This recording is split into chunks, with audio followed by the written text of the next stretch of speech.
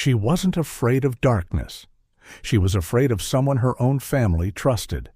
And for years she couldn't say one word to him. No, her name was Sara, a girl who smiled, even when her heart was drowning. A girl who spoke softly, walked quietly, and hid her fear behind the same 3 words. I'm okay. Every time her mother's cousin, the so-called nice uncle, visited, the whole family welcomed him like he was royalty. But inside Sara's chest, something twisted. Her heartbeat turned into thunder, her palms went cold, her throat locked shut, because he made her uncomfortable. He crossed lines that were not loud, but were terrifying. Unwanted closeness. Comments that pretended to be jokes. Standing too near. Eyes that stayed too long. Sara wanted to shout, "Stop!" But that one small word froze every time. She feared no one would believe her. She feared being blamed. She feared breaking the family's pride. So she stayed silent. And that silence hurt more than anything he ever did. One night after he left, Sara went to her room and finally broke. She sobbed so quietly, covering her mouth with her hands, because even her tears were afraid of making noise.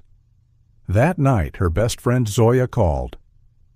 "Sara, you sound broken. What happened? Please tell me." Sara wiped her tears fast. "Nothing, I'm just tired." But her voice cracked. Zoya didn't drop it. "Don't lie to me. Something's wrong. I can hear it." Minutes passed. Sara stayed silent. Tears kept falling. Then she whispered, "Zoya, he scares me. My uncle, he makes me uncomfortable. I'm afraid to say no." Zoya didn't gasp. She didn't say, "Are you sure?" She didn't blame her. She said the words Sara had waited years to hear. "This is not your fault. You didn't invite this. You didn't deserve this. And you're not alone." Sara broke down again, but this time it wasn't fear. It was relief. Relief of being heard. Relief of being believed. Zoya said, "Next time he comes near you, you don't stay silent. You don't smile. You don't freeze. You say no. You say it loudly, and I'll be with you, always."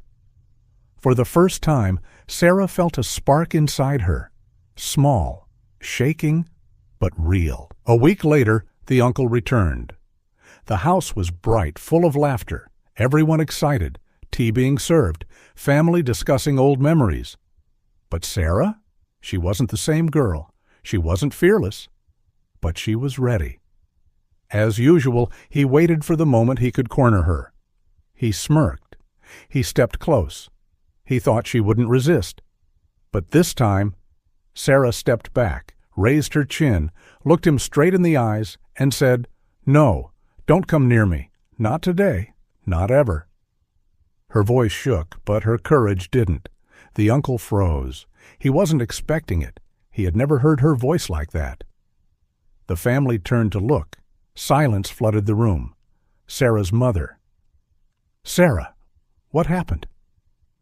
Sara took a trembling breath and said the truth, in front of everyone. "He makes me uncomfortable. He has been crossing boundaries for months, and I kept quiet because I was scared, but not anymore." The room went cold. Her mother's face turned into shock, then anger. Her father's eyes filled with fire. The uncle tried to deny it. He tried to act innocent, but Sara didn't back down. For the first time, she protected herself, and her parents protected her too. Her father called the police. Her mother filed a formal complaint. The uncle tried to run, tried to lie, tried to say he is innocent. But not today. Today he faced consequences.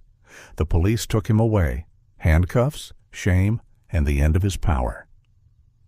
And as the door shut behind him, Sara felt something she hadn't felt in years. Peace. Sara called Zoya.